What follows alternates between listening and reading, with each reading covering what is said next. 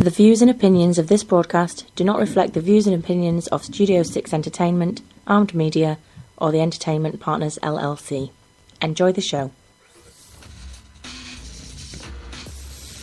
It was like a shadow in the night. My hair was standing on end. I was frozen in fear. I couldn't believe it. They really are here. Make sure you join the Alien Invasion Response Team. Tune in for the message every Monday and Friday for Straight Talk with Matt Hasley, 9 p.m. Central Standard Time, only on Arm Radio Global. Be ready. They're coming. I was shaped by the 5, 4, 3, 2, 1. We have ignition. Strap in. Straight Talk with Matt Hasley. Every Monday and Friday, 9 p.m. Central Time. Only on Armed Radio Global. So the attitude is not going to speed things up any bit at all. I'm going to ask you to speak into the mouthpiece very clearly.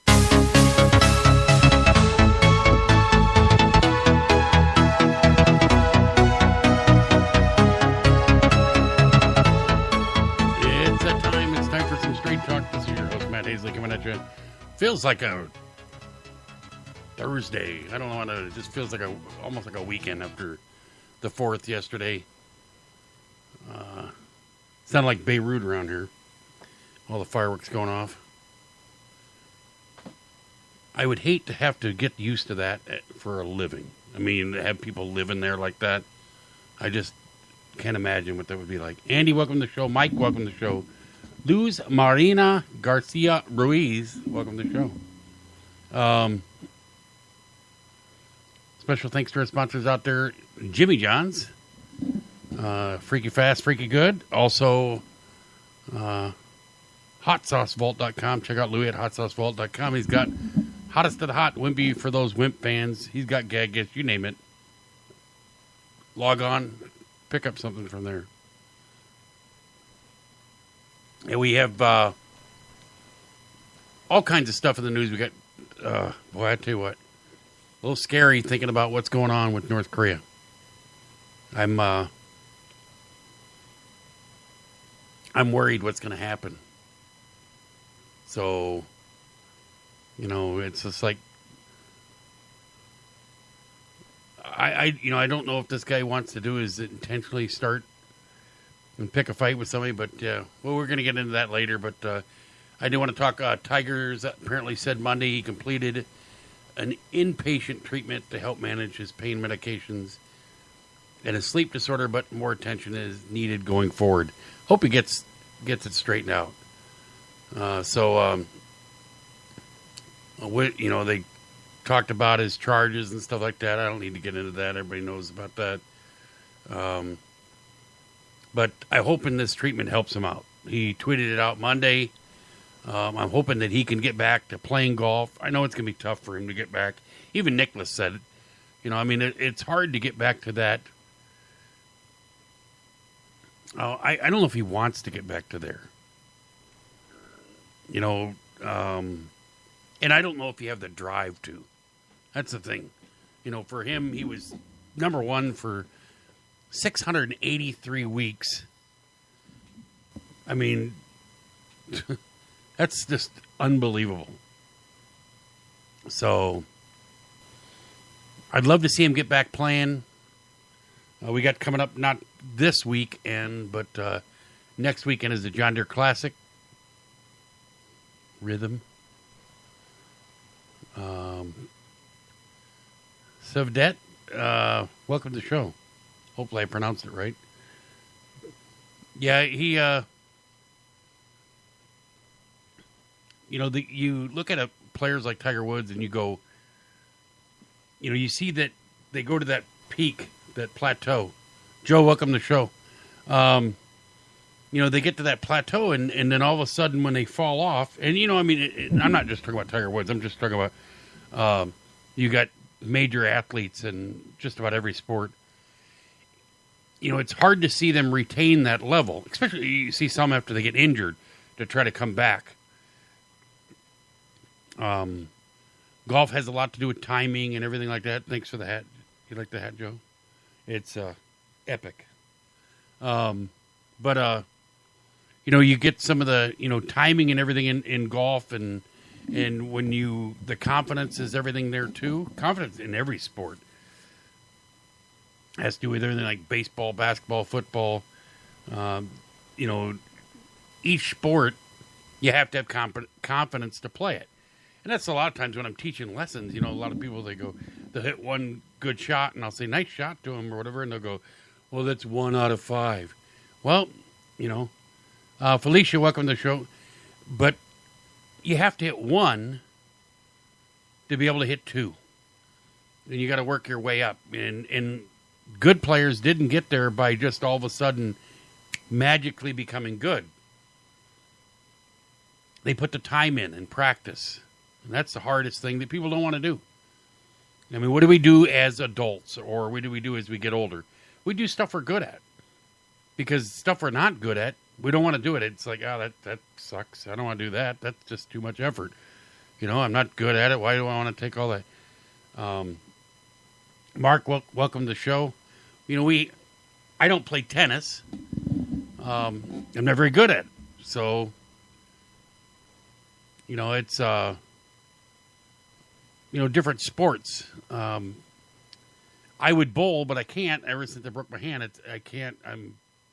I just can't release the ball. So, but I was never a very good bowler, and it was never my sport. But I mean, you get, as you get older, you do things that you're confident in, and good things that you're good at, like skiing or cross country skiing or water skiing. We were talking about that today, water skiing. And I remember the first time I went water skiing and got the 35-mile-an-hour water enema. When you first time you get up and you're going along skiing, you sit down and woohoo, but it's amazing. I never realized that, we skied for, I don't know how long it was, 30 minutes or whatever, 15, 20 minutes. That could have been, less. And after you do that, how much, you're drained. I go to get in the boat, and they had to help me in the boat. My arms are just gone. But you can... Thanks, Joe. So, I'm good at that sport, so thanks. But no, you look at all the different sports and everything that you do, pretty much is you choose it because you're good at it. If you're bad at it, well, I would say an acceptable level you're good at. Joe Sue, welcome to the show. We have, I work at a golf course. I see golfers every day. And the biggest thing that amazes me is guys that I play all the time. They play every week, and they play multiple times, each week, and they don't get any better.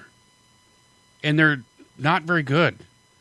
And I'm surprised at how people, if they took lessons, they would improve and they would enjoy the game more. But it's to each his own. They think, it's like if they do go to do it, they're going to make fun of me because I took lessons. Well, I had a group of guys that, they were businessmen. They all played a group, and they were all older guys, probably, at that time when they did it, it was probably, they're probably in their right around 50. And so, maybe a little older, maybe mid-50s. And they played the same group every week. One of the guys come and took a lesson from me. And he goes out and has the best round of his life. Plays just great. A couple weeks later, another guy in the group. The one guy's still taking lessons from me, and one of the other guys in the group takes the lessons from me. Next thing you know, I have all 4 of them taking lessons from me at different times, not telling each other. Bobby, welcome to the show. Yeah, we get, it's like an ego thing or whatever. They don't want to do is let them know, I don't want to let somebody know that I'm taking lessons. And they don't want them to let them know I'm taking lessons and possibly beating them taking lessons. But all of a sudden, it was like they found out, all of them found out that they were all taking lessons from me at different times. And they're like, you dirty, you know, they were all like, it was like they were cheating or something like that. And I'm like, no, really, you know? I've had it to where I'll go to my dad. My dad's, been my golf instructor all my life. My dad's I would say, pretty much a legend in golf for around this area where I'm at. I've been a golf pro for probably close to 50 years. Ronald, welcome to the show. You know, you look, and he could fix my swing over the phone because he knew my golf swing so well. If I had any problems, I'd tell him how I'm hitting it or whatever, and he'd say, do this, do that, and pretty much I was, able to cure my woes. But, you see, a lot of people that are afraid to do it. They're afraid to take a lesson. They're afraid to do, it's an ego thing. It's like also you see the guys that they'll play the back tees because they don't want to do is be seen playing the upper tees. They might not even get to the par fours in regulation, but they want to be seen off the blue tees or the back tees or whatever it is. Because if they play the up tees, then they're like, oh, wow, look at you, sissy, But they would enjoy the game more. It's, I can't play at the level that the tour players play at. I can't play from those tees. That's crazy. You get the average tour player. People go, how come they hit it so long? I said, well, you hit it 500 to 1,000 golf balls a day. You do that, you're going to hit the ball farther. And I tell people that, there's like factors of distance. Length of arc, club head speed, and the one that you can have the length of arc, you can have the club head speed, you can swing 1,000 miles an hour. But if you don't hit the ball in the center of the club, centerness of contact, you're not going to do is hit the ball far. And it just amazes me how some of them do. They look like they hit it so far with no effort. So there was a big article written about Brandel Chambly came out about it. And he was in reference to Bernard Langer of the Champions Tour anchoring. Well, there was an anchoring ban. And I don't know if you're not into golf. What it was is they were using long putters and were using like a broomstick, and they would anchor the putter against their chest like this and hold it and then swing the putter back and forth. Well, they came out with an anchoring ban not to allow that. You had to have it away from your body. You couldn't use your body as support. Well, when you look at Bernard Langer, it almost looks like he's, I don't know what you want to call it. As long as it's not his intent, then they don't consider it an anchoring ban. It looks like to me, it looks like it's borderline whether it violates the rules. They're not going to, enforce anything against him, but, I don't know. It's like Brandel Chambly talked about an article about some past their prime pros were playing with Arnold Palmer. And Arnold Palmer said to one of them, he says they were playing, and he pointed at like a blemish in the green. And he goes, is that a spike mark or is that just a blemish? Or a ball mark or just a blemish. And the pro told Arnold Palmer, I'll give you the benefit of the doubt. And Palmer, it made him mad. He says, I don't want the benefit of the doubt. I want your honest opinion. If it's a blemish, I'd rather putt through a hole than to fix something that's not an actual ball mark. Because he didn't want to do is put his reputation into jeopardy. And Brandel Chambly talked about how right now on the regular tour that some of the people don't, they don't play by that etiquette standard. And Palmer was above, he would rather, I guess put through bubble wrap, rather you want to call it, than to do is put his honesty and his integrity into question. That shows you exactly right where he was at all of his life. I tell you, I got total respect for Arnold Palmer, through his life, that he did something that I couldn't believe. I don't know any, you get huge athletes and like, Michael Jordan and Tiger Woods and was it LeBron James? And I mean, there are just so many huge athletes that are out there, that big names that made huge amounts of money. Looking at football players, you get Roy, welcome to the show. You get, Peyton Manning, and you get guys that, made huge amounts of money. Well, the one thing that Arnold Palmer did that I have never heard from anybody, he responded to every piece of mail he got. He would somebody'd send him something to sign. He would sign it, and he would use his own money to postage to send it back. I heard he spent over $100,000 a year mailing stuff back.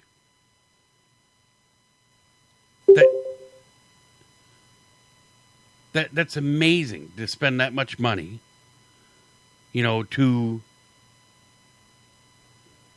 when he didn't have to. I mean, a lot of times people would do it if they didn't give an envelope as a return address. People would do is not even send it back. But he spent his own money. They said his signature was probably the most, or least valued, is in currency-wise, but had the most sentimental value of a lot of players because so many people respected him. It was just amazing, the respect that Arnold Palmer had. And I mean, Nicholas too.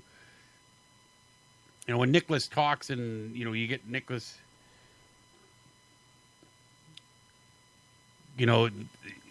everybody listens to it. It's radio, Joe. I did put the link for Global Meeting. It's right in the name of my show. So, and I did talk about the sponsors, too. Thanks, Joe. Diane, welcome to the show. So, but, and people are listening in and hearing this are going, what is he talking about?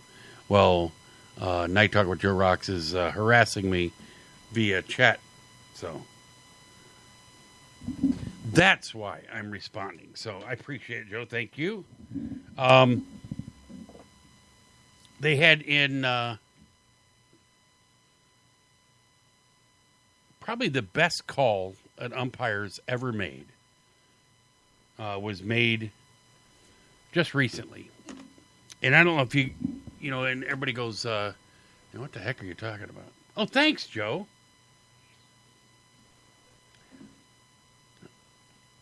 But an umpire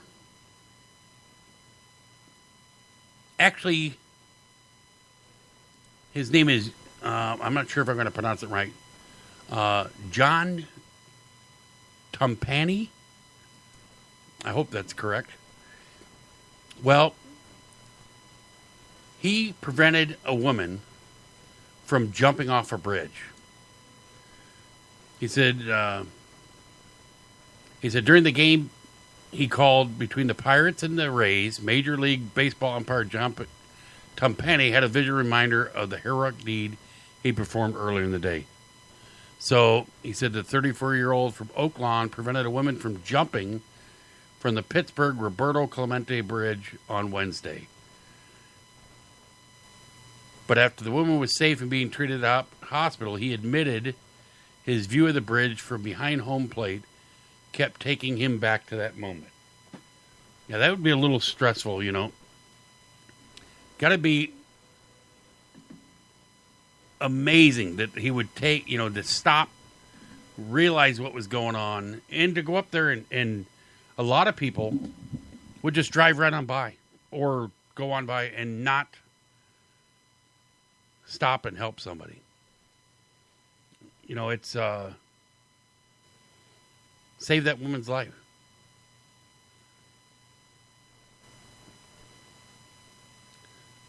Also, in other news, they had this was in NFL football, and this is, you know, I'm talking about people signing autographs and everything. Well, this is an article that came out on the USA Today, and I'm not sure. Oops, get a little bit of. But Dak Prescott accused of using a machine for autograph on cards. It said the authenticity of Chicago quarterback Dak Prescott on a recently released collection of trading cards has been called into question by a leading authenticator of collectible merchandise. The autograph is said to be Dak Prescott's on Panini's Prism line of cards. Released didn't appear to match up to the prior signatures of the reigning AP Offensive Rookie of the Year and looked mechanical, leading Beckett Grading Services staffers to conclude to be an automated signature machine had likely been used. So I don't know what that does to the value. Maybe it might make them more valuable. Who knows? But it says we told them that it looked like the cards were signed with an auto pen. It said the particular card on question is not for sale on Panini's website, although the company has other Prescott autograph merchandise for sale, including a $599 card with signatures from Prescott and the Cowboys running back Ezekiel Elliott. $600 for a card. Whoa. Well, that's pretty impressive. Another news story for Sports-Wise. And I tell you, this is not a bright individual, what you do here. But apparently, Ronda Rousey, back in the news. Well, Ronda Rousey returned to her Venice Beach home. This apparently one day back in January, fined thousands of dollars in possessions have been stolen. But fortunately, the thieves were tracked down almost immediately. The former UFC champion can thank her fiancé for that. I guess apparently on Live with Kelly and Ryan Wednesday, Rousey listed some of the things that were stolen from her house. Someone had been squatting in my house for 3 days, sleeping on my bed, she explained. They stole my Olympic rings, stole my guns, all my precious jewelry, every headphone in the house, my credit cards. Fortunately, Rousey says, security cameras at her home allowed the perps to be quickly identified. Travis Brown, a fellow UFC fighter who is engaged to Rousey, confronted them. He says, we have security cameras, so we looked back at them and saw that there were a bunch of kids with skateboards. There was a famous skate park right across the street because we're in Venice. She said, my man is 6'7", weighs 260 pounds. And he beelines it straight to the skate park and finds the guys right away. He's smart enough to not smacking motion in the middle of the park. We'd get sued pretty hard. He found the police right then, and they caught them. He said, what little punks, they said. Whatever Brown wrote on Twitter several months ago, when an MMA fighter mocked Rousey, it's kind of like that. Only the stakes were much higher. Rousey did not say whether all of her belongings were returned, but she probably got a lot of them back if the culprits were caught that quickly. Imagine I hate that when that feeling of that violated feeling when you come home and your stuff's broken into. I had a friend of mine. They broke in and stole all his. He had expensive watches, and they took all his watches, and I don't think he ever got them back. But that's just a frustrated feeling to run into that. They have. Over the weekend, we had. Actually, yesterday we had was the Nathan's, the annual hot dog eating contest.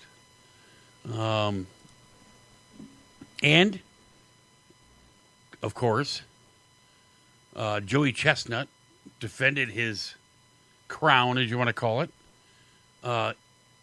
eating a record 72 hot dogs in 10 minutes. I'm like, holy crap. Oh, it's just, I can't watch it. It just looks so gross watching people try to gulp down hot dogs like that. But he I don't think anybody was even close. I think he won by like 10 hot dogs or whatever. But, that's got to be just terrible on your system. They were talking about in one of the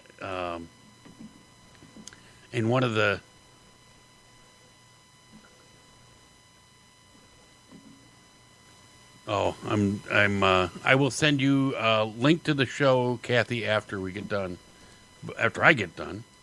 But they were talking about with the Nathan's hot dog contest. Got my links, they pop up. It says calories 20,160 for 72 hot dogs. 1,296 grams of fat, cholesterol 2,160 milligrams, sodium 56,160 milligrams, protein 720 grams. It says Carmen Sincati finished second by eating 62. Miki Sudo won the women's contest eating 41 hot dogs in 10 minutes. It was her fourth consecutive title. Actually, Joey Chestnut won his 10th contest in 11 years. That's crazy. They call him Joey Jaws. But, yeah, that's just something it's just gross to watch him try to do that. So, and not just there. They had another contest. This was apparently in D.C. Molly Schuler won a D.C. eating contest with eating 21 burgers. That's another crazy feat. You think about that.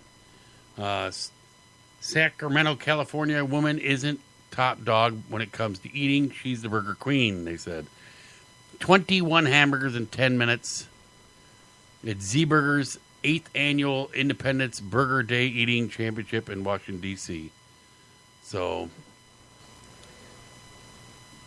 I would probably never be any good at something like a contest like that. It says Schuler has won the title 3 years in a row, including a record 28 burgers last year. The top-ranked competitor eater in the world also ate 429 wings in 30 minutes last year. What do you do for that? I mean, how do you I train, but you see, like Joey Chestnut, he's not fat at all. So, it says Schuler asked for a double milkshake or chocolate milkshake only a few minutes after eating the 21 burgers. So, they used to have that one show, Man versus Food, and he would eat all these contests and do everything. And some of the things, he would actually able to complete the contest, and some things he wouldn't. But, you look at, what they do to themselves, and it's just terrible on their body. I don't know if they gotta have to go throw this stuff up afterwards. There's no way Joey Chestnut could walk around with 72 hot dogs, they might be ready to pop. So, but, we had with the 4th of July over the weekend, they actually here locally, they had allowed fireworks sales and everything like that. Well, apparently they have reinstituted a ban locally here on fireworks in the city. They had, they had 3 times the sales what they expected, which is huge. But also they said, they had 48 tents in the city locally here. It said the noise and explosions and calls every day we experience 5 major injuries. They said they had 3 serious injuries, which needed to be transported out of town, 2 structure fires, 1 vehicle fire, 4 major fires outside of a building. So pretty significant, problems said to happen with the fireworks. So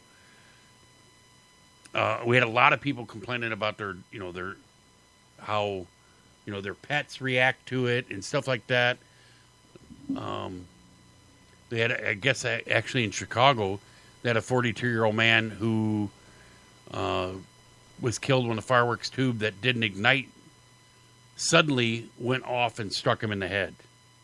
So, yeah, they're very dangerous. You're dealing with explosives, really. A lot of people sit there and they say, they're just fuddy-duddies that they don't want to. Well, until you have something happen to you, then you'll think twice about it. Guy that works for me, some relative of his, the kid was 15 years old, lost his hand in a fireworks explosion. Not locally here, but I'm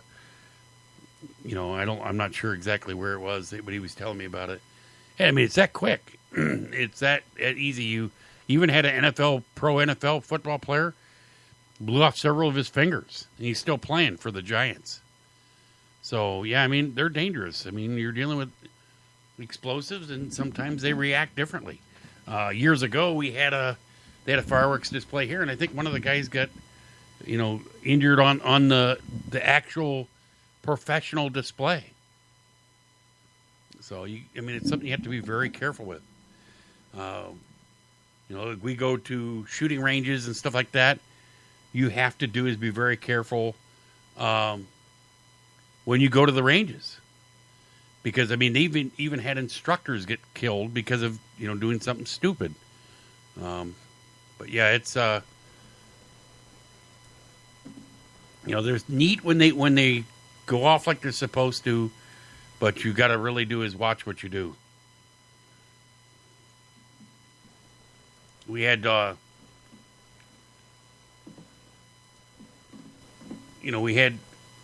talking about different things. They had a guy, talking about fireworks in Michigan. A man's bee-infested garage. Apparently, he tried to do his, he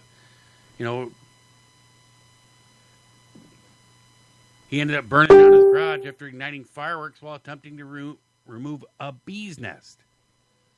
So, yeah, it's very dangerous. So, we had also in, speaking of going on, kind of switching gears here, but kind of has to do with the road. We're driving down the road and you see fireworks all over the roads because people are lighting them in the streets. But here, this is the highway in Georgia was shut down for several hours after a truck spilled with a massive load of raw chicken. So, how do you like your chicken? Well, not on the road, apparently. But that's had just got to be messy. They had to use a white powdery substance to soak up what remained. Yeah, it's called flour, and then you throw it in grease, and you got fried chicken. Oh, a little bit of gravel in it, it's okay. So, yeah, white powdery substance. We had a local man here. He reeled in a catfish gigantic catfish weighed in at 60 pounds. And I guess this isn't the first one he's landed. He's landed one previously about 45 pounds. But I tell you what, 60 pounds like that thing's been around for just, I don't know how many years. I would have held it up, weighed it, taken a picture, thrown it back in. That big a fish, let it go. I just can't see eating that, something like that. I talked to a few people, and they said, some people say, oh, yeah, it'd be great, parts of it. And then some people say, no, that'd be just gross. It's so old. So I don't know. Me, I'm more into the filet fish. I'm sorry. But there was apparently a Texas man who reeled in a 964-pound tiger shark. I said, man, what kind of test line do you have to have on that? And just think how long he fought that thing. He says he hooked it, something so strong it nearly flipped his boat. He said, the hardest fight I ever had in my life, the strongest one. He told the KTRK TV, he said, when I first set the hook, it pulled me straight across the back of the boat, pulled me straight to the corner and slammed my knees onto it. Yeah, lucky it didn't just pull you right in the water. So, and what is it? I don't know why they're doing it, but what is it? Michael Phelps is supposed to race a shark. Well, if the thing is swimming behind him, then he'll swim a lot faster than normal. Just to swim against the shark, alongside it, I don't think that's much of a chase. But you put that shark in there chasing him, he'll probably tread up on top of the water. So, but I don't know. That's what they've been talking about, that this, is supposed to go on. They have, speaking of records, a man crushes 29 drink cans while holding a raw egg. I didn't realize that was a technique or anything like that. But it said a man in Pakistan set a unique martial arts record by smashing more than 24 drink cans while holding a raw egg. Whatever, becomes a contest or whatever, becomes how you set records. It's pretty wild. But I saw this one and I was like going, holy crap, what can't you get high off of? Well, apparently, this came out on the New York Post, but it says the product could give a whole new meaning to the word chocoholic. Coco Loco, a snortable chocolate powder that mixes cocoa with ingredients commonly found in energy drinks. Apparently it debuted last month as a legal, drug-free way to get a quick energy buzz. But doctors are already voicing concerns about the inherent safety risk of putting chocolate up one's nose. It says the product was created by Nick Anderson, the 29-year-old entrepreneur behind the company Legal Lean, marketed a safe legal version of codeine cough syrup, otherwise known as lean or purple drink. Legal Lean was designed as a stress reliever to relax the mind. Yeah. Coco Loco, however, serves an entirely different function, along with cocoa powder. The product contains ginkgo biloba, taurine, and guarana, ingredients commonly found in energy drinks like Red Bull and Monster. I thought ginkgo biloba, that was the one you were supposed to be able to remember stuff better. Oh, it said the result is a sharp energy kick that lasts 30 minutes to an hour, triggering an endorphin rush without the side effects of sugar crash. It says it's almost like energy drink, feeling like a euphoric, but also motivated to get things done. Yeah, so you got to do is snort some chocolate to do that. Really, it's a snortable chocolate. It's not exactly a new phenomenon. European clubgoers commonly use raw cocoa as an alternative to harder stimulants. In Belgian chocolatier Dominique Persoon caused a stir in 2007 when he invented the chocolate shooter device for snorting it. Coco Loco uses cocoa, which is processed at a lower heat than cocoa and retains more valuable nutrients. But medical professionals had long concern about the negative health benefits of the powder's other ingredients. Taurine, guarana have been shown to increase blood pressure and cause heart palpitation. Well, yeah, you jack your self system up like that. You know, that's what those, those energy drinks do. So if you're snorting it right there, you're putting it right into your blood system. Of course, it's going to raise your heart level. I was talking to one of the doctors that he said that, some people have a tendency where they get too caffeined up, and they experience that. I know what it's that overwhelming. That where you have to feel like you're going to have a heart attack almost, but you're not because you're so jacked up on caffeine. A lot of people actually have kids who have died from that, where they drink like coffee and then they have a Red Bull and they have something else, and they're so hyped up on the caffeine where their body can't handle it. So there's a lot of people that do is they drink coffee when they first get up. Well, they get that caffeine to get rid of they get that headache when they first get up. Well, their body's craving that caffeine. So yeah, but I can't see snorting chocolate. No, sorry. I doubt that that's going to happen with me. Joe, welcome to the show. It's been talking about also, we had a police officer. His name was Coward and pretty brave. He's a Florida deputy sheriff. May have the last name Coward, but certainly isn't one. After Deputy Sheriff Cameron Coward of the St. Johns County Sheriff's Office spotted a small alligator in a parking lot Tuesday, he took matters in his own hands. Literally. He grabbed the alligator by his own hands, threw a bag over its head, and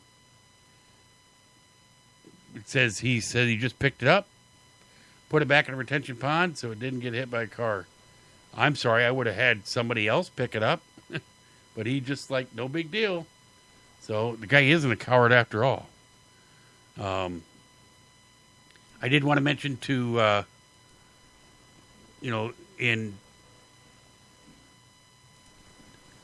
had that New York officer that was shot and killed, just sad, for no reason. She's sitting in a portable command center, and some loser comes up and shoots her. She had 3 kids. It just, I don't know. Some reason they were had a beef to hate police, and it had no rhyme or reason of who he shot. It wasn't like he had a personal. As far as I know, he didn't have a personal beef with her. He just had a personal beef with the badge. We had that happen locally here once. We had a explorer that was riding along with a police officer from a local town here, Bettendorf. And this is years ago, going way back. And apparently he'd called in, made a complaint. Well, he did. Apparently it wasn't resolved to the level that he wanted it to. So he walked down the tracks to from his house to the PD, walked up behind it, saw somebody in the car, thought it was a police officer, shot through the window, killed the kid. He was a young kid who was riding along, probably 16 years old, and if not younger, and then left, thinking I got my justice or whatever. Then found out that he killed a teenager who was sitting in the car waiting for the police officer to come out because the officer had gone inside and said, "Hey, wait outside, I'll be right back." He apparently committed suicide. That we have more and more mental problems with people nowadays where they don't have any problem with taking somebody else's life. And it's not just because of guns. Gun is a tool, but it's you see people stabbed to death, you see people clubbed to death, everything. So yeah, it doesn't make any sense why, just sit there and just say, okay, I hate police, well, I'm going to go kill somebody. No. There's tons of different ways to resolve a situation. I understand, people recording police. I have no problem with that. I have no problem with people recording me. I'm on, how many times you're on camera throughout the day? I'm on camera all day at work. Most everybody is on camera more times than they even really know. You go to every store, you're on camera. Driving your car. They had that guy that apparently abducted that Asian girl, and they haven't been able to find her. But they have him picking her up. So, you look at that. It's just one. I hope she's alive, but I fear that she's not. I watch Live PD. I'm a former police officer. You just see Thomas. Welcome to the show. And you see, the level of evil in this world right now. You wish you could do is there's some way to do is resolve it, but I don't know what it is. People can't get along. People can't coexist, as you want to call it. But I watch the news and everybody right now. What is it? CNN. CNN was they had that deal where apparently Donald Trump tweeted a meme that where some kid had made this, where he superimposed CNN over the face of somebody that it was actually Vince McMahon from the WWE. Apparently Donald Trump had taken him down and in like 2008, and they superimposed CNN, their logo, over the person's face. Well, CNN apparently hunted him down, and they said that they've changed their story several times. They said he come out and apologized, and then they said that no, we told him that if he didn't apologize, that or if he submitted any more, that we're going to reveal his name. And I mean, it's been back and forth, different stories coming out. But with it reporting out that CNN kind of strong-armed this guy, I don't know. I've heard a rumor it was a kid. I heard a rumor it was a 47-year-old man. Well, then Twitter went crazy. And everybody started making up memes. Well, not everybody, but a lot of people started making up different memes kind of the same way. And that's what some people don't care. You could just tell them your name because that's the way they feel. But if you look at them, there's some creative ones. And I can't Photoshop anything. So, but you look at it, you see people that do this, and they're like, bring it on, CNN. Apparently they didn't care because ever since they started to attack him, kind of threaten this kid or guy or whoever it was. He's got a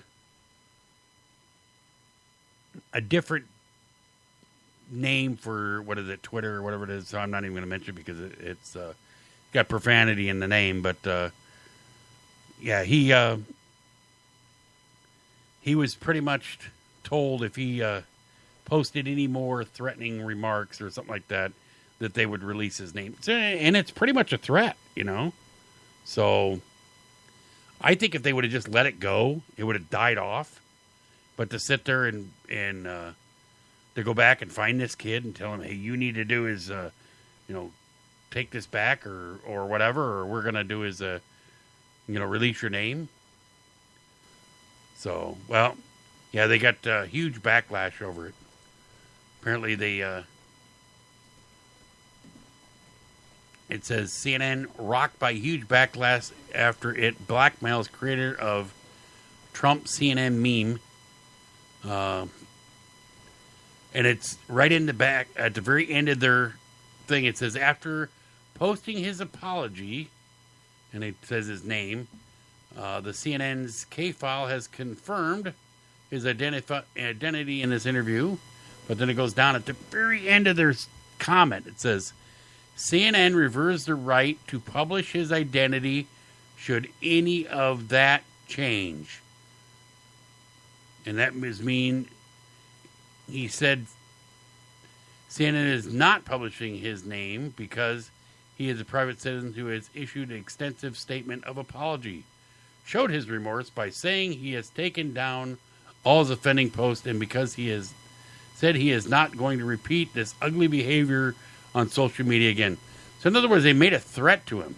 Well, they came out and somebody posted, and I don't know how this is, and this is Julian Assange come out and said, CNN has just committed a crime violating 135.60 of the New York Criminal Code called coercion. And it goes through different stuff. So it says CNN also appears to have committed a federal felony violation, 18 U.S. Code 241, in relation to the First Amendment. So, and then it talks about the different code is if two or more persons conspire to injure, oppress, threaten, or intimidate any person in any state, territory, commonwealth, possession, or district in the free exercise or enjoyment of the right or privilege carried by him by the Constitution or laws of the United States, or because of having so exercised the same, it says they shall be fined under this title, imprisoned not more than 10 years, or both. So it's going to be interesting because some people are going to push this thing like crazy.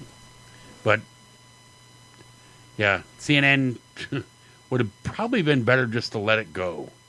Because then you start getting people... It's like the couple that had their engagement photo, and there was a guy in the background that had no shirt on, and they said, hey, anybody can do any, Photoshop the guy out? And so then next thing you know, they had people Photoshopping the guy in there 5 times, and they had him Photoshopping, sharks in there. They had him Photoshopping the guy with no shirt in place of the girl. And then they had him Photoshopping the girl's head on the guy with no shirt. I mean, they went crazy. There had to be probably 30 or 40 of them. And just some of them were really good. They had a one Photoshop with Kim Jong-un in there. So, I mean, yeah, it's somebody with some talent. They could do that. So, but not me. I don't know what it is. I just can't seem to get the hang of Photoshop. This is an article came out of the New York Post. I thought it was kind of cool. I used to, when I was a police officer, used to work side jobs at a restaurant down in Texas called Whataburger. Well, Whataburger was a popular restaurant at Friday and Saturday nights at about 2 o'clock in the morning, 1:30, 2 o'clock when the bars closed. People stopping by, getting that giant Whataburger hamburger. But apparently McDonald's is fighting with customers. Not quite the traditional way, fisticuffs, but they're fighting drunk customers with Mozart and Bach. It says McDonald's has come up with a new secret trick to help stop drunks fighting while they line up for a late-night Big Mac. McDonald's is looking more civilized diners who do not want to have a parking lot brawl, and is attempting to calm customers so they don't have an urge to fight people who may have pushed in line or spilled their Coke. The chain tried playing classic music over the speakers during late night hours to see if it impacted the way drunk diners behaved, and apparently it worked. So don't be surprised if the next time you go to McDonald's after you've had a little bit too much sauce that you hear little Mozart or maybe a little Bach. So I'd play a little smooth jazz for him. So a little bit of smooth jazz, a little Chuck Mangione or something like that, But no, I figured just close the drive-through or close the inside, make them drive through. But I've had fights in the drive-through when I worked at the side job. They'd be fist fighting right in the drive-through. So it happens. So yeah, probably shouldn't be drunk driving, as you want to call it. So we coming about that time of the night. Here's a trivia question. This came up, and I know I get different articles, but you see barber poles for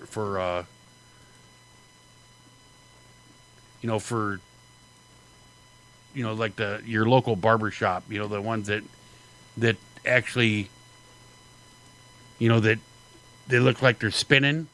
Well, apparently, everybody thinks that barber poles have something to do with being, the flag. Well, not actually. They said barber poles were originally designed that what they did was, and this might freak people out. It said barber poles aren't patriotic. The real meaning might make you cringe a little bit. It says that they make sure. Nope, I'm getting my okay. It says those rotating red, white, blue poles outside of barbershops have become an icon. At first glance, you probably assume the barber poles have patriotic background, but the reality is pretty gruesome.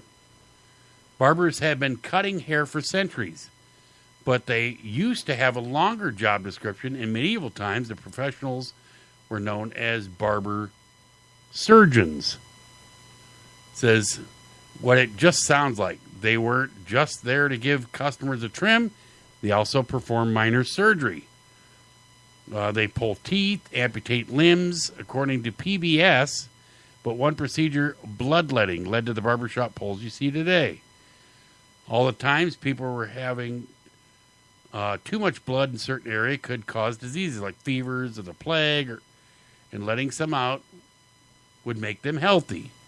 In 1163, Pope Alexander III ordered monks and priests to stop performing bloodletting anymore, so barbers started offering the services instead. According to history, during the treatment, barber surgeons would give patient poles to hold on. Grasping the staff made their veins pop out a bit, making it easier to find for the barbers. I'm like, oh, that's just kind of sickening. So you think it has to do with being patriotic? I'd like to stick with the patriotic part. Esperancita, welcome to the show. We're just about ready to end. Thanks. And Thanzani, hopefully I said that right, but welcome to the show. But we're just about ready to call it a night. We're got 1 minute, less than a minute left here. So everybody, hope you had a great 4th. Happy anniversary to my mom and dad. Their wedding anniversary was the 4th of July, and got to give a credit. It's, a